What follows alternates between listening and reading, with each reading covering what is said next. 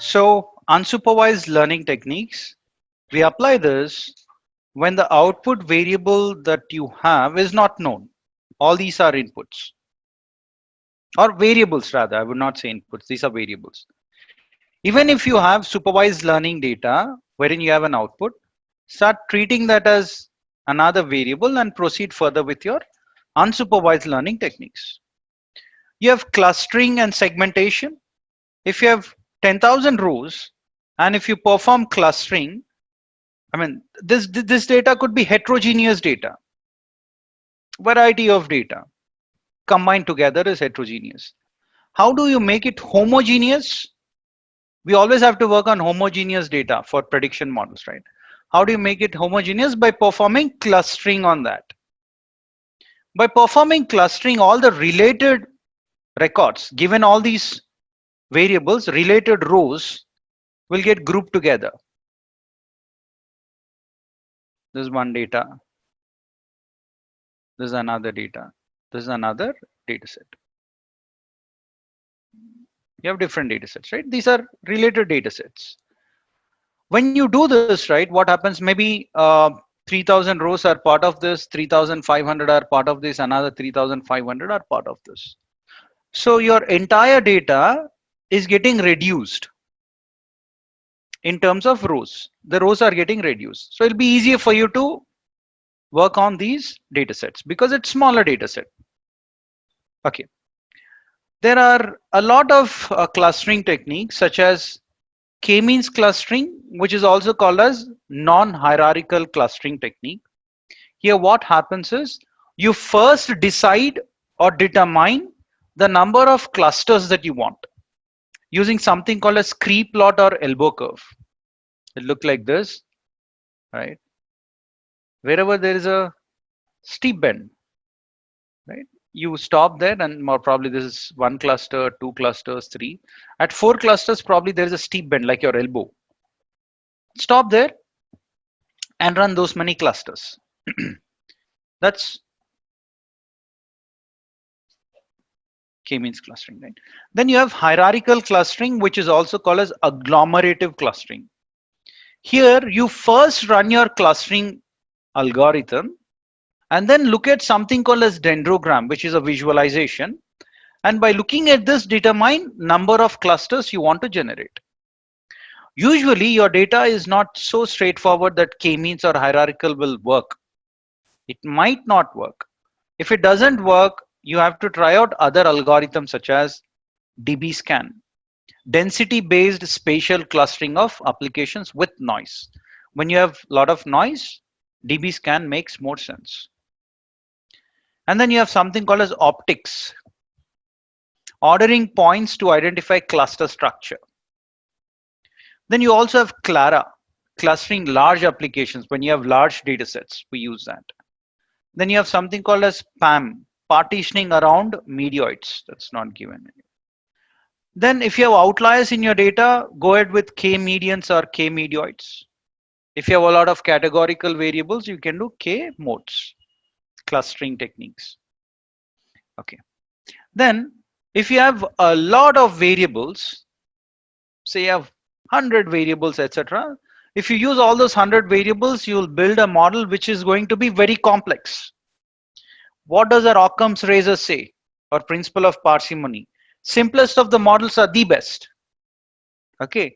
Hence, what you do is you apply dimension reduction techniques. Means you reduce the columns. You don't delete. I'm not saying delete. You reduce. So mathematically, all these variables that you have will be mathematically reduced to maybe one, two, or three variables. Right? Ideally, if you have say 1, 2, 3, 4, 5, 6, you will have six variables in principal component analysis, but maybe these first two capture 90% of information in that way. Factor analysis is going to work exactly in a similar fashion as that of PCA. Then you have singular value decomposition. Majorly when you deal with images and videos, people prefer SVD.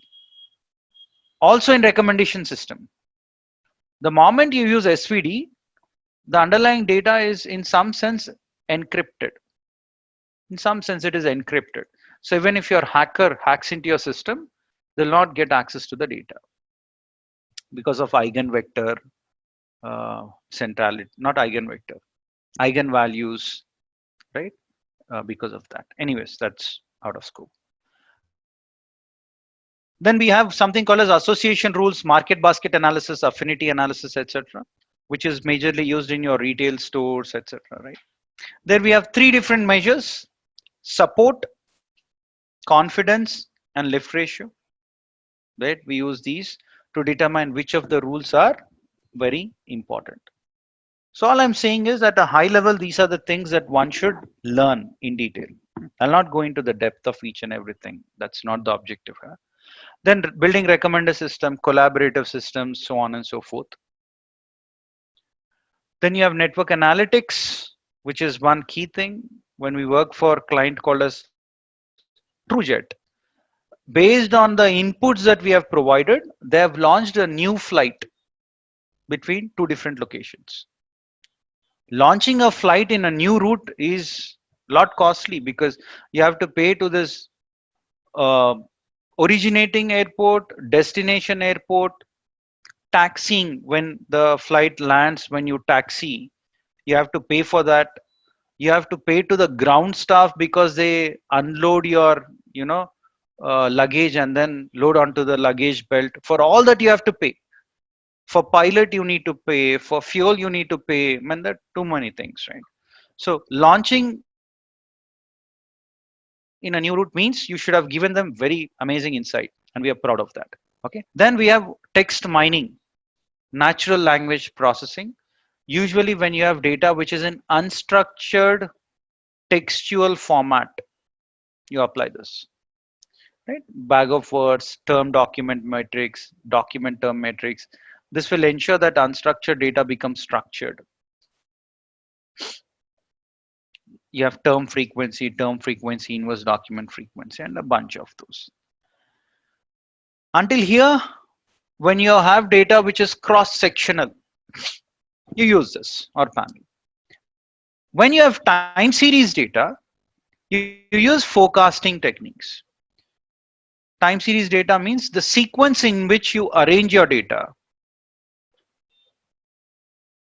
You have to arrange your data in ascending or descending order based on date and time. If that is important, it's time series data. There are two broad branches of forecasting. One is model based approaches, another is data driven approaches. When you actually learn about forecasting techniques, you learn in depth. How can you make use of error, right? People are scared of errors, right? In forecasting or otherwise, you take the errors, the model, you add it to your prediction. Say you predicted something, but when you subtract from the actual value, you get errors. You take all these errors, build another forecasting model, and forecast on what will be the next error and add it to the predicted value. Together, it forms the new forecasting value. It will give you better accuracy. One more thing I need to discuss. Let me discuss, after I complete this. So one is trend, another is seasonality. Trend is either it is increasing or decreasing. Seasonality means it increases, decreases, right? Either it could be a linear trend, exponential trend, or quadratic trend. Exponential means it starts from here and goes like that. Quadratic will be like this or like that. When you have a single bend, when you do your data visualization, if you have a single bend, it is called as polynomial with 2 degrees. What does that mean? Say you're trying to build a model wherein you have an output variable and input.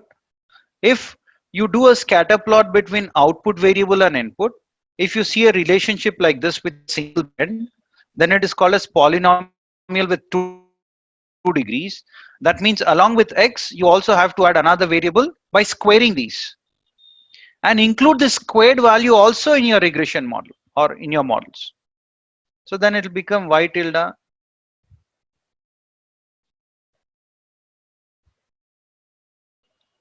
what has happened?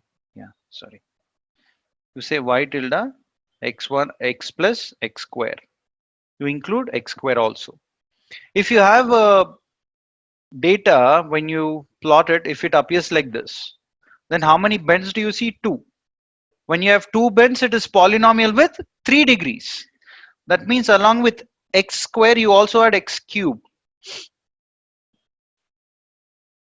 Okay.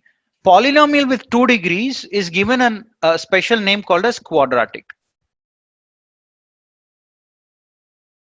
Okay. All right. Then when it comes to your seasonality, regular up down pattern is called as seasonality. In summer season, electricity consumption increases, in winter it reduces. Increases in summer, decreases in winter. Regular up down pattern. When this up down pattern is same throughout in magnitude, if it's the same throughout, then it is additive. Multiplicative means it increases like that. Magnitude. Seasonality is there, but it increases, or it might decrease. Then it is called as multiplicative seasonality. This is one set. And then you have something called as data based approaches or data driven approaches, wherein you have something called as auto regressive technique, moving average technique, exponential smoothing. These are all smoothing techniques. Then we also have something called as last sample technique. There are many techniques: simple exponential smoothing, Holt's technique, double exponential smoothing, Holt's or double exponential smoothing, Winters or Holt Winters. Right? There are many things, and you're going to learn in detail all these techniques as part of our data science curriculum. All right. So here we are just trying to understand this CRISP team. A few of the things which I felt is apt discussing, I've discussed, and remaining things anyways you'll discuss as part of your data science training in further detail. In all of your machine learning models, oh, I forgot one thing, let me explain that. Say, or I think it makes sense for me to explain here. Whenever data is provided to you, the usual trend is that you randomly sample it into training and test. Okay. Assume there is no validation for now. Usually into training and test. So let me write it down. Or let me do it in this way. You'd split that into training data and test data. Let me erase this D.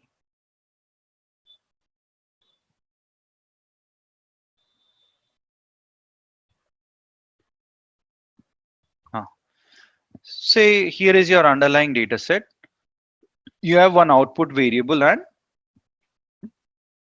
3 input variables, assume. And you have, say, 10,000 observations, 1, 2, 3 in that rows. When you randomly split the data, you can either split the data into 80% training, 20% test, or 70% training and 30% test, or 60% training, 40% test, or 50% training, 50% test, but not less than 50%. You want more data to be there in your training. You want to train your model on more data. So at least 50 should be there. That's a thumb rule. Or 90, 10, whatever ratio you want. But more data should be there in your training. Remember that as a thumb rule. When you randomly split, you'll get the data here. You have your output variable and input variables. So randomly you're splitting. So maybe row number 2, row 4, 5, 8, so on and so forth. When you count it 1, 2, 3, how many will be there? 8,000. Because 80% of your 10,000. Okay. Whatever data is not part of your training will be part of your test. Okay. Remaining data will be part of your test. So here, what have we missed out? 1, 3, 6, 7, so on and so forth. When you count it 1, 2, 3 in that way, you have 2,000 entries. All right. Then what you do is you build your model using the training data. Say you built a linear model. How will it look like? Y is equal to beta naught plus beta 1 x1 plus beta 2 x2 plus beta 3 x3, because you have three inputs. Say you built a linear model. After you build the model, you test it on the test data. What do I mean by that? You go to these inputs here of the first row, take these three inputs, substitute here. When you substitute, what will you get? You'll get fitted value. Fitted values are always represented using a hat. Fitted or predicted values are represented using a hat. Then here you have the actual value. Subtract this with the actual value. When you subtract fitted and actual value, what do you get? Residual. Thin line of difference between residuals and errors, I'll explain. You'll get residual. Then you go to the next row. You take the inputs, substitute in the model that you built, you'll get predicted value or fitted value rather. You take the actual value and subtract the fitted and actual value, then you get second residual. In that way, how many residual values will you get? 2000. Take average of all these residuals or square these errors. Why do you square? Because you don't want plus and minus signs to get cancelled out, like your variance. Formula for variance, just remember that, right? So you square these, you get squared error, and take an average of that, that is called as mean squared error.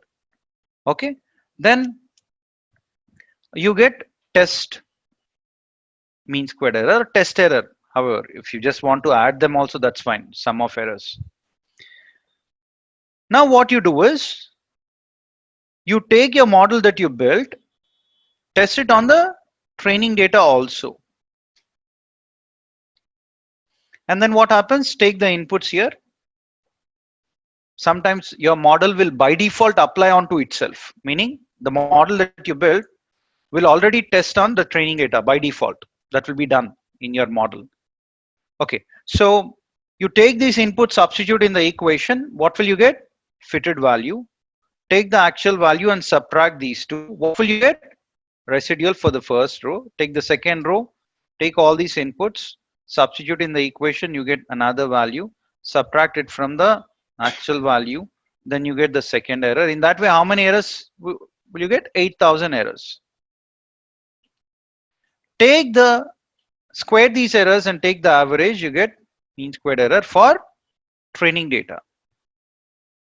These are all residuals. Now you compare the training error with your test error. If both the errors are small and close to each other, if both the errors are small and close to each other, you call this as what model? Right fit model. It's a right fit. Good to go. You can deploy it in the production.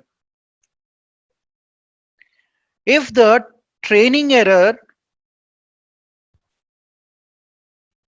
is less and testing error is high, what does that mean? You prepared so well for your exam on sample papers. On sample papers, you prepared so well that you by-hearted the question and also the answers. The sequence in which A, B, C, D options appear also you by-hearted, assume. Then what will happen? You went to take the exam. In exam, they tweak the question, or they tweak the answers, or they jumble the options. You go wrong. This process is called as overfitting. You overlearned to such an extent that you by-hearted everything, including the question and including the answer options. You'll obviously not do well in your test, right? This is called as overfitting or variance. This is called as overfitting or variance. Let me erase a few things which are immaterial. It's just blocking.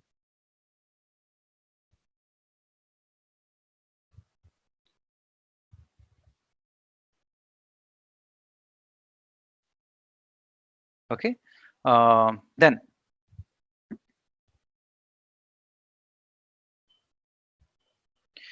if your training error is high and testing error is also high, that means you did not even prepare well for your exam. That means you have undertrained yourself. You didn't prepare well. This is called as underfitting. Underfitting is also called as bias.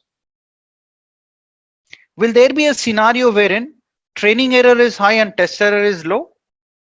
People keep asking me, they say, you told us three options. There's one more thing that you forgot. If the training error is high, your testing error won't be less. It is something like you didn't prepare well for your exam, but you got a gold medal in testing. Will that happen? It will never happen, right? You're married and happy, that never happens. So it's like this. So here, either you have a right fit model or overfit or underfit. If you have an underfit model or bias, that is not a big problem at all. All you need to do is, if your model is underfitting, add more data. If you have 10,000 observations, take two more thousand observations, add more rows. Maybe you missed out on an important variable.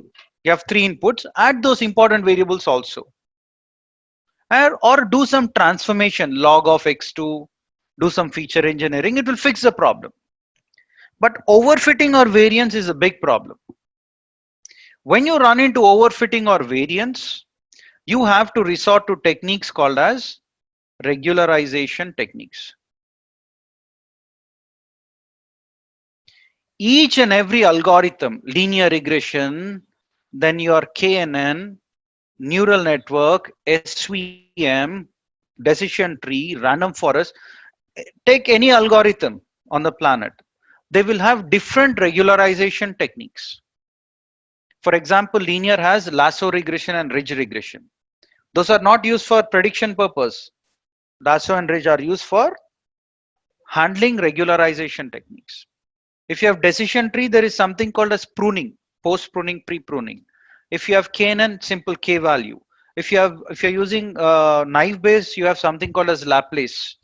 And then if you have neural network, you have many things. Dropout, drop connect, batch normalization, many things are there. Data augmentation and all that. Yeah, you have kernel trick when it comes to SVM. So different algorithms have different regularization techniques. You need to know that. No escaping from that. Okay, because overfitting is a common problem and it's a serious problem. To solve that, you need to be aware of all the regularization techniques. Okay, now I'll take one step back and then erase these things. This is better, I think. Okay, now once you feel that your model is the right fit, that means your training error and test error are small and close to each other. If they are small and close to each other, what do you need to do? You need to then, we have time. Okay, combine both training and test data. This is the combined data, and then build your model, whatever model you built. Combine this, that means on this data, build the final model and use it for future prediction. Use it for future prediction. Say you're predicting sales of an organization, simple. So say you predicted the sales for the month of April and you predicted that sales will be $1 million. Predicted, I'm not saying fitted, predicted.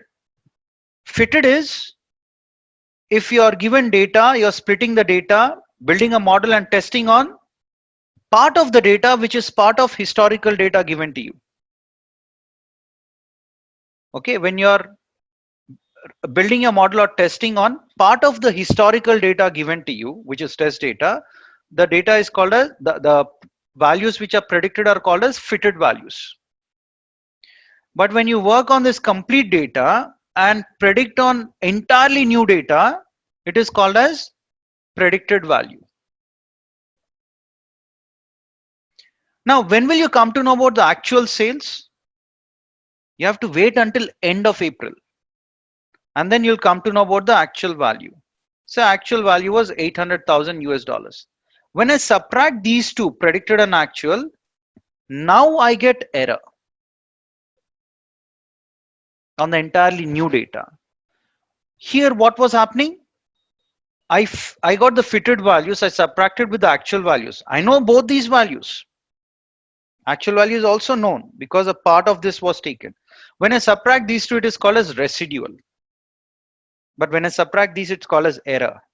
Hence, I'm not sure whether we have observed. In linear regression, it will be written as plus epsilon. This epsilon is this component, this $200,000 error. This is a component which you don't know. Epsilon, you don't know that, right? You're predicting for April. You have to wait until end of April to know that. So you're saying this is the part that I don't know, right? And this is called as unexplained part. This is called as the explained part. Now epsilon is what? Greek letter. One more thing, Greek. Greek notations are used for what? Population. For population, you don't know. You're working on a sample. Hence, it's given a Greek notation. Okay. Sample notations are this E1, E2, E3. Greek notation is epsilon. Right. So these are a few things that are important for you to know. Okay. Now that assume that we built model, all good. Let's proceed further.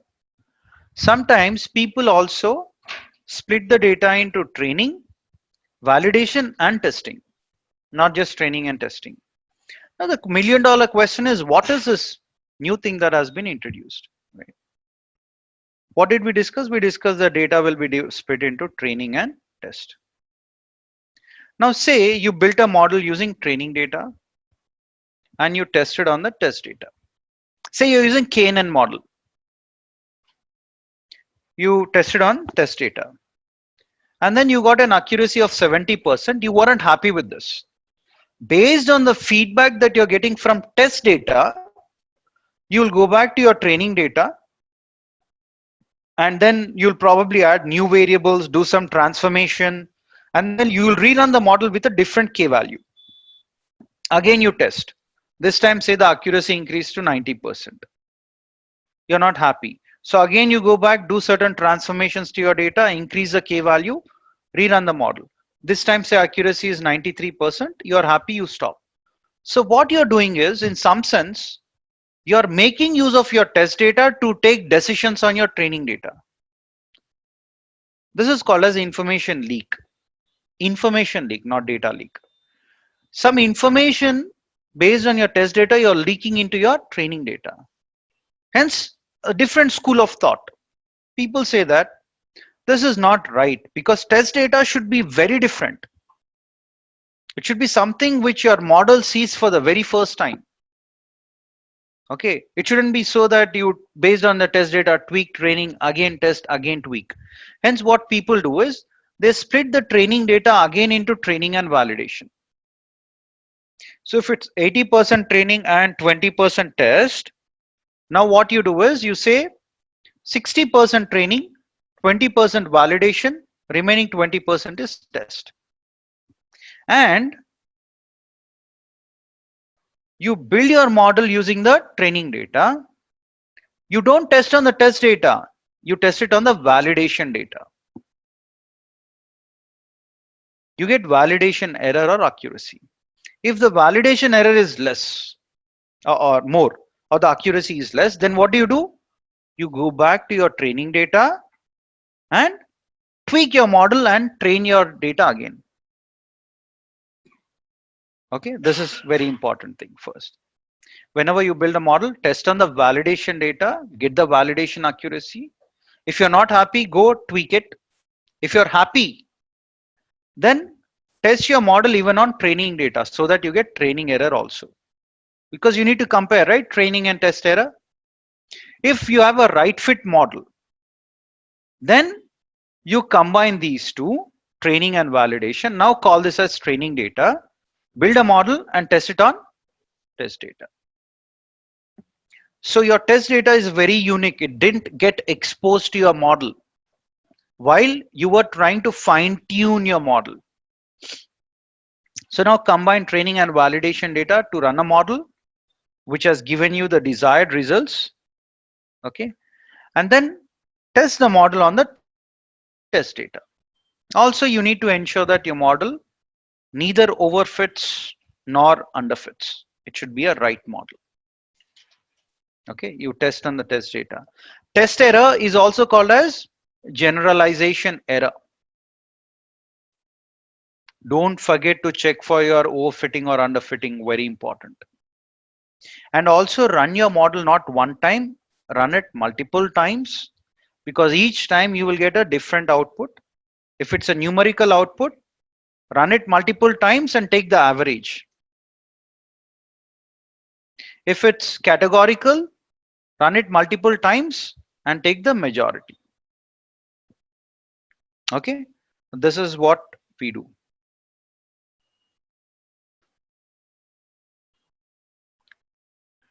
Any doubts at this point of time? And one more thing, yeah, the error function that you use, any error formula that you use is called as error function. Error function is also called as cost function, or this is also called as loss function. A few people ask this question. You're explaining about mean squared error, but can you explain about the cost function? Somewhere they would have read cost function. They assume that this is different, this is very fancy. Let me use fancy words. All these three are the same. Error function, cost function, loss function all mean the same. And testing error is given a special name called as generalization error, because you want your model to apply across your future data in a generic manner. That is why it is called as what? Generalization error.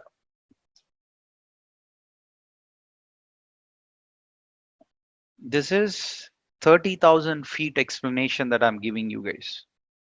When you get into the depth, it's a different ball game. Okay, so keep validating on the data and then keep retraining until you get the desired accuracy. Okay. Overfitting versus underfitting, we have actually discussed about this, but let's understand. So if you have a regression kind of a problem, if your data pattern, your actual data pattern is like this, the green ones or the blue dots, and if you're running a linear regression with one input, it doesn't fit well, just single line. Your actual data is like this, you're fitting a linear model, it doesn't work well. This is called as underfitting. This on the other side, you're saying m equal to 9 means what? Y is equal to beta naught plus beta 1 x1 plus beta 2 x2 plus beta 3 x3, so on and so forth until beta 9 x9. This is certainly overfitting. Look at that, each point. If you have a new point here, your model won't work. If you have a point here, new data, it doesn't work. You don't want such a model. This is called as overfitting, this is underfitting. You want a right fit model. If you have two bends, it is polynomial with 3 degrees. So y is beta naught plus beta 1 x1 plus beta 2 x2 plus beta 3 x3. Done. Look at how close your red line is, which is the actual one line, predicted or fitted line, fitted curve to your original curve. Making sense? This is how you need to build. You should not overfit,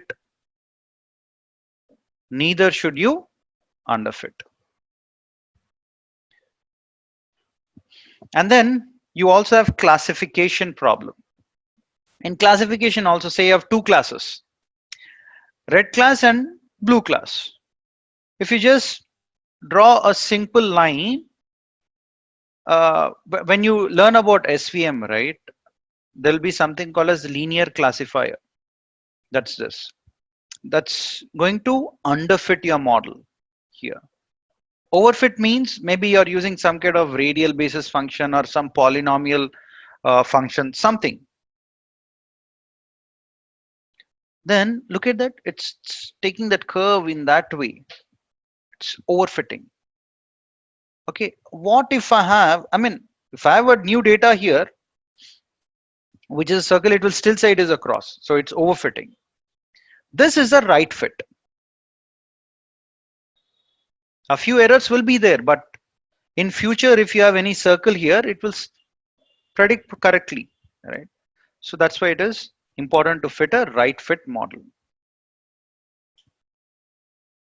SVM, using kernel trick, you manage this.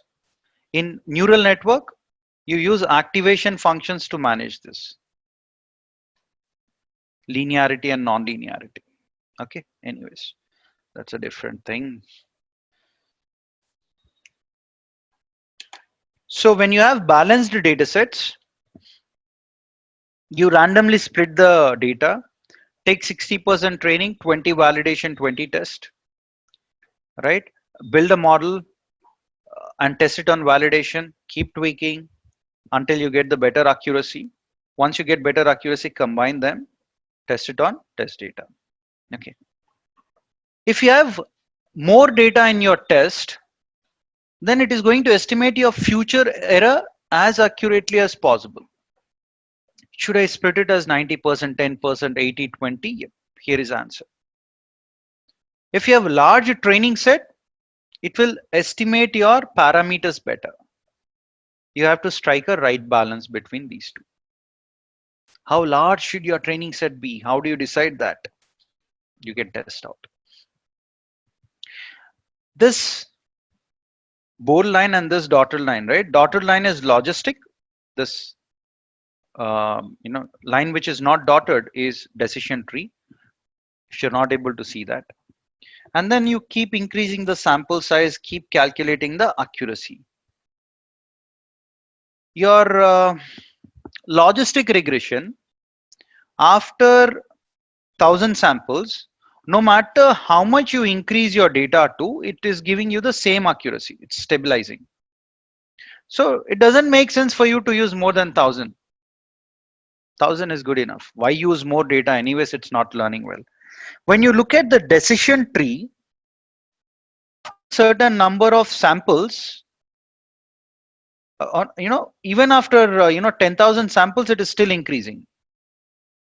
So maybe even 10,000 is less. Depends, right? Logistic regression for the same data, 1,000 rows is good enough. Decision tree, even 10,000 is not good enough because it's still increasing. It depends on the algorithm that you use, right? It depends on what accuracy you want. All these things come into picture. Okay. Then, if you have imbalanced data sets, we know that these are the various techniques that we need to use. You can use all of these. Let me discuss about a few. We can artificially increase the training set using a technique called as random resampling. Say you have the data, you're taking training and test, training and test, training and test, you're randomly partitioning the data. This is called as random resampling. On the same data, training test, training test, training test, resampling, random resampling. Build a model on this, model on this, model on this, right? And take average of accuracies. This is called as random resampling. When do you do this?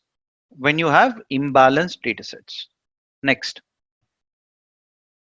When randomly selecting training or validation sets, we may want to ensure that class proportions are maintained. Say you have a positive class, which is green color, 60%, and red color is 40%. When you split your data, you want the same proportion of data in your training and same proportion of data in your test. And from this also, when you come up with training and validation, you want to use same proportion of data. This will ensure that you have right distributions, data distributions. Okay. Okay, there is another technique called as k-fold cross validation. If I say 5-fold cross validation, that means if you have a data set, you are going to split the data into 5 parts. If you have 10,000 rows, you split the data into 2000, 2000, 2000, 2000 and 2000. And since it's 5-fold cross validation, what you do is you split it into 5 parts, and then the first 4 parts is used for training, and you test it on the 5th part. Part 1, part 2, part 3, part 4, part 5. Okay. Then what do? You built one model, right? In this way, that's called as fold 1. Then you take fold 2. Fold 2 means you take 1, 2, 3 and 5 to train, test it on this. You'll get one accuracy here, another accuracy. Then go to fold 3, means you take 1, 2, 3, 4 in your training, test it on the third. You'll get an accuracy. Fold 4, you take 1, 2, 3, 4 and then test it on this. You get accuracy. Fold 5, you take 1, 2, 3, 4 for training, test it on this. You get an accuracy. You take average of this. That means every part of your sample is getting trained. Every part of your sample is getting tested. So even if you have imbalanced data sets, it will work. That's the idea. Same thing. You test on 4 parts, train on 4 parts, test on 1 part in this way, right? When you say 5-fold, it will split into 5 and it will run 5 times. K-fold cross validation. Okay, if your output variable is continuous, we are discussing about phase 4 in that model evaluation and tuning step. 5th and 6th phase are pretty small phases. I mean, we won't discuss much, but here, yes. If the output variable is continuous, how do I measure the accuracy of my model or the error, right? To discuss that, let's take this small example. Say you're predicting that your sales will be $101 using some technique, some model. And actually it was 100. So predicted minus actual values will give you error. For the next month, you predicted that your sales will be $199, but it was actually $200. Predicted minus actual will be error. For the third month, you predicted that your sales will be $301. Actually, it was $300. When you subtract these two, you get $1 as error. For fourth month, your predicted value was $399. Actually, it was $400. Error is -1. When you take average of all these errors, mean of these errors, you get 0. Now you have another model, model 2. A different technique is what you employed. Here the sales is $110. Actually it is 100. So predicted minus actual is error. For the next month, it's $190 that you predicted. Actually 200. Predicted minus actual is error. Again, third month predicted minus actual, you get this. Here when you take the average, mean error, you get 0. When I just show you mean error and ask you to decide on which model is the best, you know for a fact that both the models are the same. If you look at only mean error, you will say both are equally good. Both models are equally good. However, when you go and look at the underlying data, you know that model 1 is good. This is the disadvantage that we have with mean error. Hence, what people do is they try to get rid of those negative signs by taking an absolute value of that. Take absolute value throughout. Absolute value of negative number is positive, right? And then take so you're taking absolute value of the deviation between predicted and actual value. Absolute value of deviation. And then you're taking average. That's called as mean absolute deviation. When you take an average, you get 1, you get 10. If you look at mean absolute deviation, which model is better? Model 1, because it's giving you error 1. Less the error, better is your model. Then people thought, why use absolute? Can I also use square? Yes, we can use square also. If $101 is a sales and $100, all these errors, square them. When you square them, what do you get? 1111, but you get dollar square. Units get squared. Here also you can square them, but it's $10 each. When you square it, you'll get $100 square. Okay, and then, so what are you doing? You're taking your errors and squaring them. And now if you take an average, it's called as mean squared error. You get $1 square here. Here you get $100 square. Dollar square doesn't make sense. Unit square. It's, kind of irrelevant. Dollar unit square. To get back your original units, people started using square root of that and they call it as root mean squared error. This is $1. This is $10. Again, there is an issue with this. So each and every error has certain issues. People started fixing that. This also has an error issue that if I have two teams, say one team is measuring the error in dollars. So they'll say error is 1.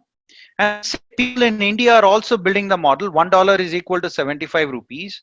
When I ask them on what is error, they'll say 75.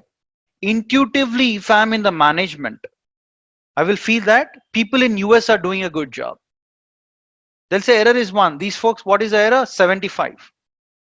So if you don't want to run into such issues and if you don't want units to impact your output, then you take percentage error. How do you take percentage? How much is 1 out of 1000? How much is minus 1 out of 200? 1 out of 300 and minus 1 out of 400. Right? This will give you percentage. This is a percentage error. You took the error, you took the percentage of that, you take the average, you get mean percentage error. Again, there is another issue with this. Issue is that if suppose all these are 100, so it'll be 1 by 100 minus 1 by 100, 1 by 100 minus 1 by 100. They'll get cancelled out, you'll get 0. To address that, you take absolute values of all these. So you took errors, you took the percentage of the errors, and then you're taking absolute value of those and then taking average. That's called as mean absolute percentage error. And error, but to a great extent people use this mean absolute percentage error, which is called as MAPE in short. That's how you pronounce.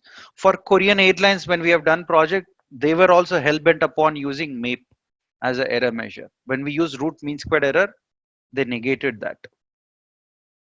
And this was a logic based on experience. Okay, so these are the various errors that we learned: mean error, mean absolute deviation, mean squared error, root mean squared error, mean percentage error, and mean absolute percentage error. If I know the error, can I calculate accuracy? If I say error is 3%, what will be accuracy? 75%. Together they have to sum up to 100%. If I say error is 0.3, then accuracy is 0.97. Together the summation should lead to 1. Right? That's very simple task. What if output variable is discrete? Continuous part is done. Error function is also called as loss function or cost function. Remember that. If the output variable is discrete, then what would you do? If the output variable is discrete, then you come up with something called as confusion matrix or cross table. Confusion matrix or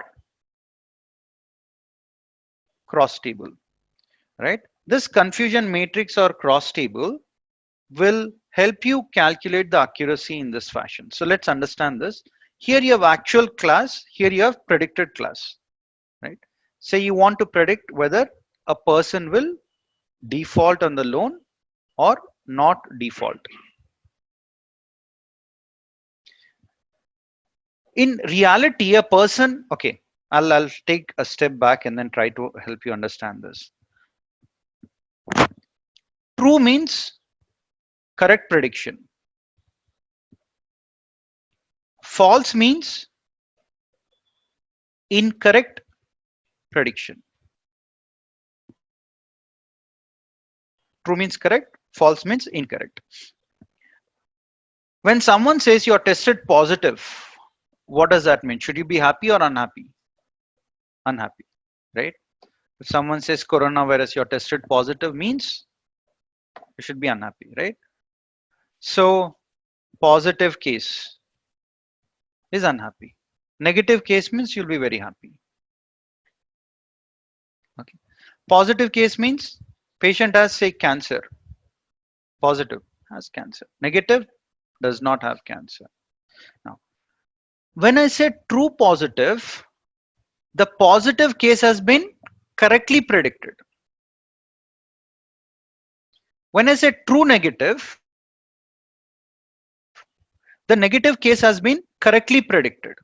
When you look at these two, these are correct predictions. When I say false positive, your positive case has been incorrectly predicted. When I say false negative, your negative case has been incorrectly predicted. These two are incorrect predictions. When you want accuracy, take how many times you have correctly predicted out of overall predictions. And 1 minus this will give you error. 1 minus accuracy will give you error. Okay. If you have multiple categories, not two categories, multiple, still you call this as what? Cross table or confusion matrix. Simple. In a video, say there is an activity recognition in a video. There's a video, you need to recognize what people are doing in the video. Say actually people are jumping. In 89 cases, if you're not able to see it, ignore. I'll read out for you. So you predicted as jump. So jump has been predicted as jump in 89 cases. In 11 cases, the activity called jumping, actually jumping, has been categorized as skipping. Incorrect. So if you look at this diagonal has right predictions. The values which are not in the diagonal are incorrect predictions. You extend it to any number of variables, this logic will hold true. Let's discuss this and then, okay. There is also something called as different cost of misclassification. Say you're trying to predict whether there will be earthquake or not. Positive means earthquake. Negative means no earthquake. Let me write this down. Positive means earthquake. Negative means no earthquake. Okay, now true positive means you have predicted the earthquake correctly. False positive means incorrectly you have predicted the earthquake. That means you're saying there won't be any earthquake. But actually there was earthquake which has happened. There is cost associated with the cost. You told no earthquake, so people were happily sleeping, and then suddenly there was earthquake, buildings collapse, loss of life, loss of property, many things happen. Say the cost of this is $1 million, assume, or $10 million. The cost of life, property, data, everything, debris and all that. You have to remove the debris, right? Okay. Then what do you mean by false negative? You have incorrectly predicted the negative case. Means you told there will be earthquake, but in reality there was no earthquake. When you say there will be earthquake, earthquake, what would happen? People will be evacuated. They have to create makeshift camps, right? Business continuity planning will kick off, disaster recovery planning, not disaster recovery, business continuity planning. A few critical resources from here will move to different location. It's all cost, right? Say that cost is $1 million. Now, when you look at the correlation, this is more dangerous.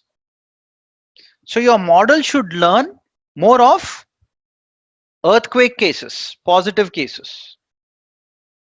For every negative case that you learn, there should be 10 positive cases that your model has to learn. So when you do sampling, you ensure that for every no earthquake, you have 10 earthquake samples in your data set.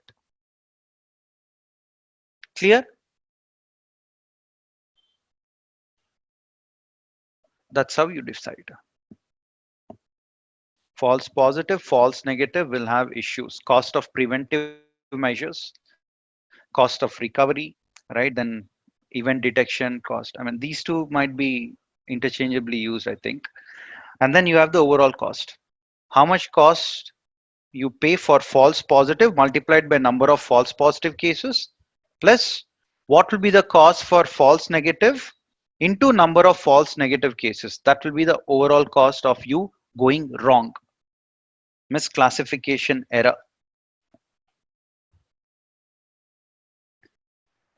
In our artificial intelligence training, we explain about entropy, not entropy is true spirit, but there is something called as cross entropy, binary cross entropy, categorical cross entropy, and Kehl divergence. These are also a few other errors which we extensively use in neural networks. Okay. All right. So there are a few more things that we need to discuss. Okay, let's complete this quickly. So here, when you look at your confusion matrix, you should not just look at overall accuracy. Say you're trying to predict earthquake and no earthquake. Will there be an earthquake or will there not be an earthquake? Two categories, right? When you have two categories, this category, on this category also your model should work well. On this category also your model should work well. That means it should predict earthquake scenarios also accurately. It should also predict no earthquake scenarios also accurately. Both should be accurately predicted. Sometimes what happens is it's like this. There's a funny example to this. Say one person's weight is 140 kgs. This guy overweight? Height is 5.5 feet. Is this person overweight? There is another person whose weight is 40 kgs. 40-year-old person, height 6 feet, 40 kgs. Overweight or underweight? Underweight. But ultimately, when I take an average, what will I get? 70 kgs. So both these people jump with joy, saying that on an average, we are normal. Right? On an average, they are normal, but when you look at both of these, they are not good. This is exactly what accuracy means, right? On one case, your accuracy might be very high. On another case, your accuracy might be very low. Overall, accuracy is good. Doesn't work that way, right? It has to work well for this and this. Hence, for those kind of scenarios, you have all these measures. Precision. Okay. Precision is probability of correctly identifying a random patient with disease as having disease. What does that mean? How many times are your positive cases correctly predicted? How many times are your positive cases correctly predicted? Simple. Then you have another measure called sensitivity. Sensitivity is also called as recall. Usually precision recall, PR curve is what they call, right? Or this is also called as hit rate or true positive rate. Proportion of people with disease who are correctly identified as having disease. So if you look at the formula also, you look at all the positive cases, true positive plus false negative. Out of all these positive cases, how many times have you correctly predicted? Okay. In precision, what are you doing? You're looking at all the positive predicted classes and you're looking at how many times you have correctly predicted.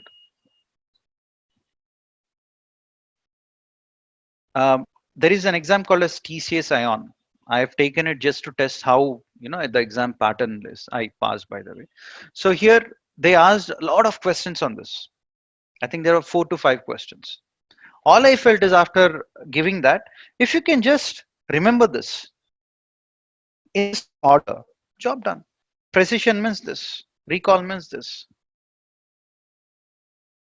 It'll be easy. TP by TP plus Fn is recall.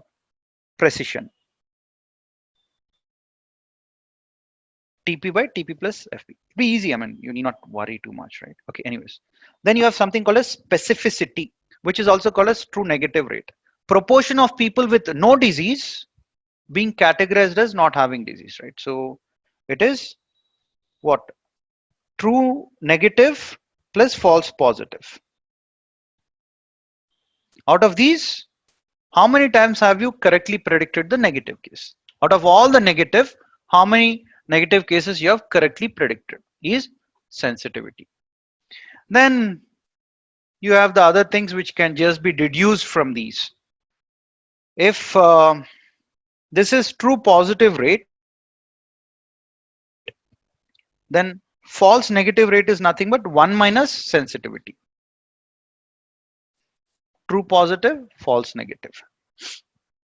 True positive rate, so 1 minus that will give you false negative rate. And then if you have true negative rate, 1 minus that will give you false positive rate. False positive rate is also called as alpha error or type 1 error, hypothesis testing. This is called as beta error or type 2 error. When you want to look at the combination of these, people usually look at ROC curve or PR curve. PR is called as precision recall. And if you want to combine those two, you have something called as F1.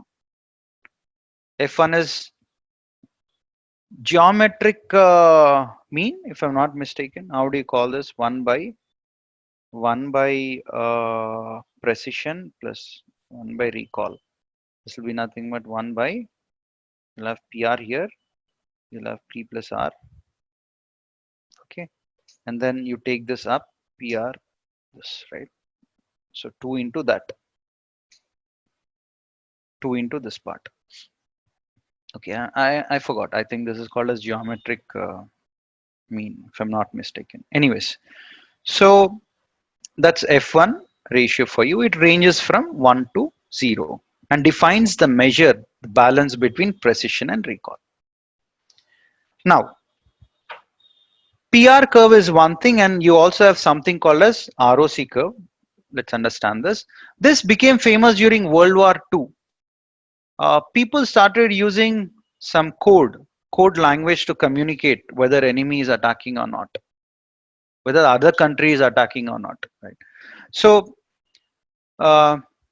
true signal versus false alarm, what these Japanese folks etc started doing is they understood that people have started using some code language to communicate.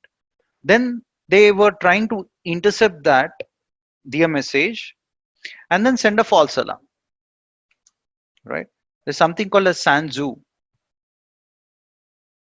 Sanzu was a Chinese emperor.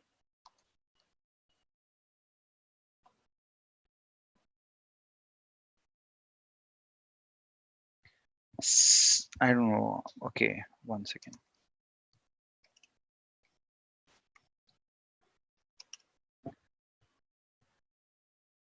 Yeah, sorry. Sanzu is what you call this guy as. Yeah, this guy. I mean, his principles are used in a lot of management studies till date. Very deceptive. I mean, he used to take his entire army in one direction. Suddenly, only he knew that they were about to take a different, they take a different direction and then kill the enemy, something on those lines, right? So amazing thing, right? I mean, it was inspired by that story. And then they started sending false alarms, false signals, some kind of guerrilla warfare and all that. Okay. uh, at that point of time, people have come up with ROC curve to differentiate between true signal and false alarm. And they started looking at two things: true positive rate, which is sensitivity, versus false positive rate, which is 1 minus specificity. This dotted line that you're seeing here, or this red line that you're seeing here, is a perfect classifier. What do I mean by that?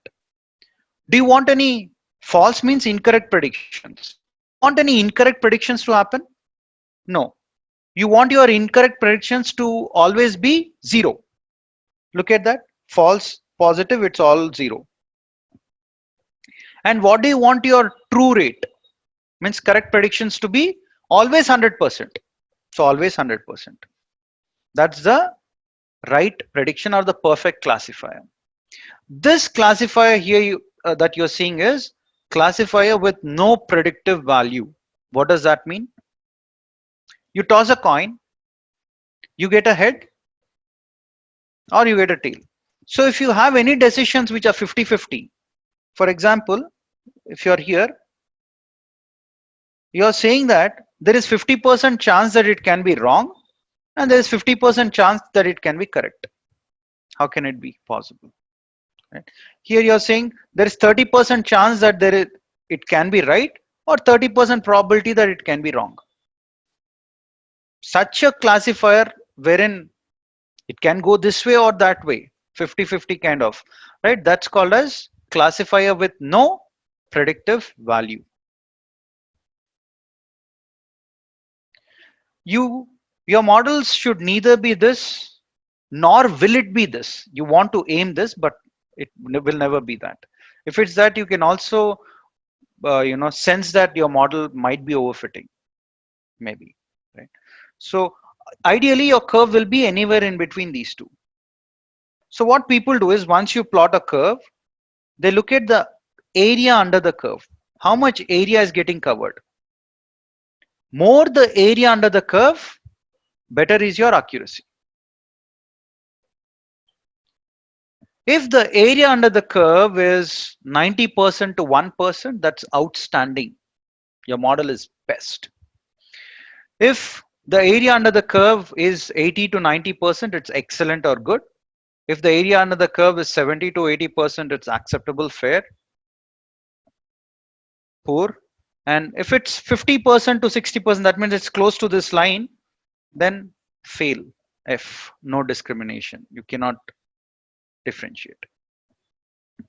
And one more thing that people do is, when you look at logistic regression, etc., you say that probability value less than or equal to 50% means it belongs to one class. Probability greater than 0.5 means it.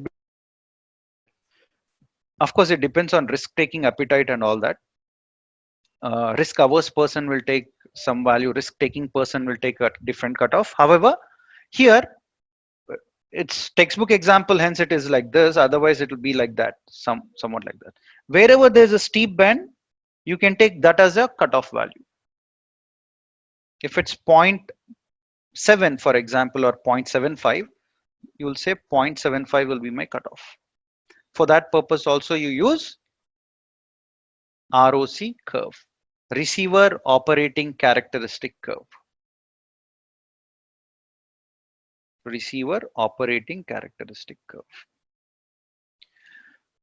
Great. So, model assessment, the key 5 points: model for performance and success criteria, which you have agreed in step 1. Remember, we agreed upon a success criteria, whatever be it. A model will not overfit, accuracy will be more than 95. Whatever you have agreed with the customer and your model performance, are these in sync? Can you repeat your model results? Can the same accuracy be repeated and reproducible? Very important. That's why you run multiple times, take an average. Is a model in line with non-functional requirements?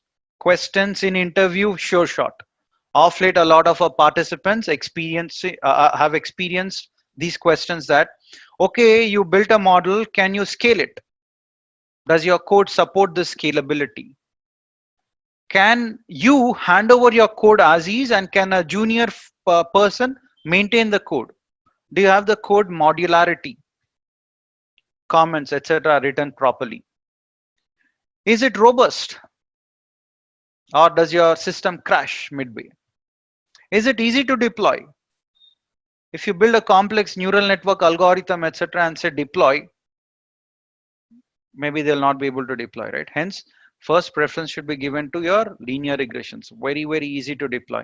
Simple mathematical equation, you can put it in an Excel sheet also and say customer use it. That's how simple it is, right? Is your model evaluation giving satisfactory results? You look at both precision, recall, sensitivity, specificity. Is it balanced? Is the model meeting business requirements? Very, very important. You built a model with 98% accuracy, but when it comes to cancer cases, it's giving you error. Useless for business, right? Simply useless, all your effort. So this is something that you have to look at. Then we move on to the fifth step, evaluation. This is a standard machine learning pipeline. You have the data, you retrieve that, you data process, wrangle, feature engineering, feature selection, feature scaling, data preparation, build your model, right? Apply your machine learning algorithm and build your model, evaluate your model. If it's not meeting your accuracy, fine tune it until you get the desired accuracy. Once you get the desired accuracy, deploy and monitor your model. Very, very important. I think I've given you example of an aviation company for whom we have worked, right? We have done forecasting of occupancy percentage. See, then Donald Trump came in saying that flights flying from certain countries cannot carry laptop even in business class. Sales dipped. If you do not monitor, end of story. You have to monitor pest, political, economical, social, and technological changes happening within the organization and outside. It's in some sense SWOT analysis, strengths, weaknesses, opportunities, threats. This is internal, this is external, right? Something on those lines. But pest is important, mind you. Trust me, use these terms in your interview, see the magic happen. Okay. Okay. Ranking final models based on quality of results and their relevancy. You build multiple models, say neural network and logistic regression. Both have given you more or less the same results. And you are building a model for bank, financial services, insurance. You always have to go with something where you have interpretation. Any assumptions, constraints that were invalidated by the model, you have to record. I assume that the model will work on even 100 million records. It's invalidated. I could not satisfy that. Let that come out as part of your evaluation. Let your customer know. When we built a chatbot for a company in Malaysia, initially when we started off, there were some 10,000 questions or so, for which they wanted us to build a natural language processing using LSTM. We built it, deployed, good, worked well, performance. Then suddenly they told that, you know what, our budget, our Prime Minister is announcing changes in the budget. People would be interested on what changes they have brought about. Can you add all those questions also to the chatbot? Those questions exploded. There were like hundreds and thousands of questions. They were forcing us to do that. We did it. Ultimate result was when actual testing happened, chatbot crashed. We lost the project also, by the way. Lessons learned. Okay. All right. Is it not writing? Okay. The cost of deployment of entire machine learning pipeline from data extraction to processing, everything has to be recorded by you. How much cost will it, how much will it cost? How many servers do you need? How speed should your system be? How many resources should be there? How much does it cost if you want to store the data on cloud? All that is important. Very, very important. Not important, very, very important. When you work on the live project with us, we actually ask you and make you do some research on the pricing also. Pricing of different servers, what kind of servers are there, how much will it cost on AWS, right? So on and so forth. Very important. You'll feel the difference. Okay. Any pain points in the whole process? Recommendations, lessons learned, best practices, please record. Data sufficiency report. Is the data sufficient or not sufficient? Those also should be there. And your final suggestions, feedback, recommendations from solutions team and subject matter experts, you have to record and place it in something called as organizational process assets. Everything should go back to your organizational process assets. Tomorrow, if there is a similar kind of project, people should simply go here, look at whether there is similar kind of project or not, pull all the relevant data documents, you'll be able to easily accomplish your job. And all the lessons learned are documented here, so you'll not repeat the mistakes. Best practices will be there, so you might want to reuse that. Then deploy it. Last phase of CRISP DM, deploy a model. Okay, so transition from development to production, ensure that it is seamless. In development it worked well, in production it failed. So development and production environment should have more or less same kind of server configuration and all that. You need proper resources. Doesn't mean you'll have only data scientists. You'll have your database administrators, your server administrators, all of them. Ensure that you have sufficient hardware and software available. Save the model for future purpose and deploy it on proper servers and systems. And do not forget your pest rule, and give your customer a maintenance plan and how and when you're going to update your model and how frequently are you going to monitor your model. Check the results, validate whether they are right or wrong. Then sometimes you might want to retire your model. Sometimes you might want to replace your model with a new model. Sometimes you might want to update your model by taking new data. Yep. So what we have done is we have built a prediction model in the space of wind turbine. It's there on our the product. We have productized that. That's there on our website, InnoDataTex. You might want to have a look at that. Wind turbines might break down, right? It's extremely costly, extremely costly. You have to bring down the entire tower and fix it. Or if you have a crane in US, for a client in US, we have done it. It costs $30,000 per day for the crane. $30,000. And component replacing will cost anywhere between $150,000 to $200,000. Replacing components, the gearbox and all that, very costly, right? So what we have done is there were IoT sensors, temperature, wind, and then when agriculture harvesting happens, the pollen grains will fall on this and it's going to impact the performance of your production, many things, right? So we started tracking all those things, data real time from IoT sensors, and we placed it on Amazon Web Services, and we built model to predict on whether any of the components will fail. Once we raise an alarm or prediction crosses 90%, it would go to a ticketing tool called as ServiceNow. From here, SMS alert would go to the technicians. Technicians will quickly rush and then check this on whether it's a false alarm or a true alarm. False alarm means yes, something is really wrong, they'll try to fix it. False alarm means there was nothing wrong, your prediction model, please update. So this data is given back to us.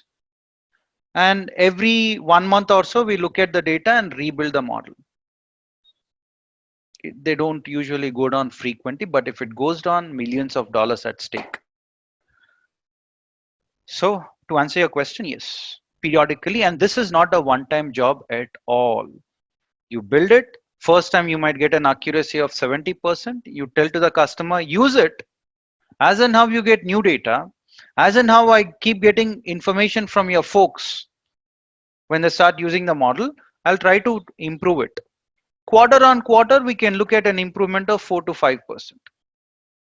Over the period of 2 years, we might hit 90%. From 90% to 92%, it might be another 1 or 2 years. You cannot jump in a span of 2 to 3 days. Okay, so this is how you define your AMC plan, right? That is maintaining and all that.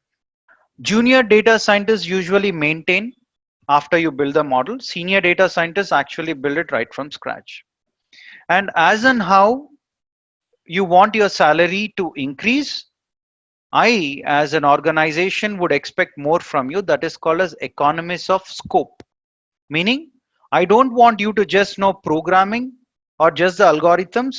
I want you to suggest me on what kind of servers I need to use for the given volume of data so that my server does not crash. And I want you as a chief data scientist to tell me what algorithms will work and give me real-time prediction on specific server. Can you tell me that? Yes, I'll pay you 1 crore, $1 million. If you don't know that, I would not pay you that money.